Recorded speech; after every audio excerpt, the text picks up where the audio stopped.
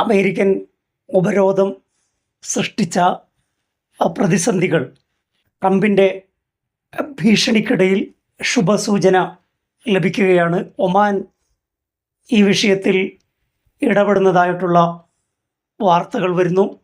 എത്രയും പെട്ടെന്ന് പ്രശ്നങ്ങൾ പരിഹരിക്കണമെന്ന് ഐക്യരാഷ്ട്രസഭ ആവശ്യപ്പെട്ടിട്ടുണ്ട്. നാറ്റോ സഖ്യകക്ഷികൾ അമേരിക്കൻ ഉപരോധത്തിന് പിന്തുണ നൽകിയിട്ടില്ല. അങ്ങനെ ലോകരാഷ്ട്രങ്ങളുടെ പിന്തുണയില്ലാതെ ഇസ്രായേലിന് വേണ്ടി മാത്രം നടത്തുന്ന ഈ നാടകം ട്രംപിന് അവസാനിപ്പിക്കേണ്ടി വരും. നയതന്ത്രത്തിൻ്റെയും ചർച്ചയുടെയും വാതിലുകൾ വീണ്ടും തുറക്കപ്പെടുകയാണ്. ഇറാനിയൻ മാധ്യമ റിപ്പോർട്ടുകൾ അനുസരിച്ച് അബ്ബാസ് അറാഗ്ചിയുമായി ഒമാൻ്റെ നയതന്ത്ര പ്രതിനിധി ബദർ അൽ ബുസൈദ് സംസാരിച്ചുവെന്ന് ഇറാൻ മാധ്യമങ്ങൾ റിപ്പോർട്ട് ചെയ്യുന്നു.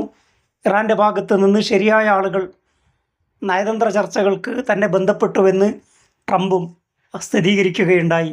വ്യാഴാഴ്ച ഒരുപക്ഷെ ഇത്തരമൊരു തുടർ ചർച്ച ജനീവയിലോ പാകിസ്ഥാനിലോ വെച്ച് നടന്നേക്കാമെന്നാണ് വാർത്തകൾ നൽകുന്ന സൂചന. ഹോർമൂസിൽ അമേരിക്കൻ ഉപരോധം വിജയിക്കില്ല, വലിയ പ്രശ്നങ്ങളിലേക്ക് പോകുമെന്ന അപായ സൂചന എല്ലാ രാജ്യങ്ങളും നൽകിക്കഴിഞ്ഞു. ലോകരാജ്യങ്ങളുടെ സമ്മർദ്ദങ്ങൾക്ക് മുമ്പിൽ അമേരിക്ക വഴങ്ങേണ്ടി വരും.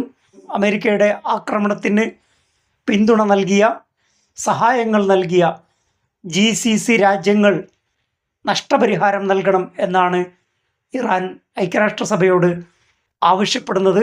UAE, സൗദി, ഖത്തർ, ജോർദാൻ തുടങ്ങിയ രാജ്യങ്ങളാണ് അമേരിക്കക്ക് ഇറാനെ ആക്രമിക്കാൻ സഹായം നൽകിയത്.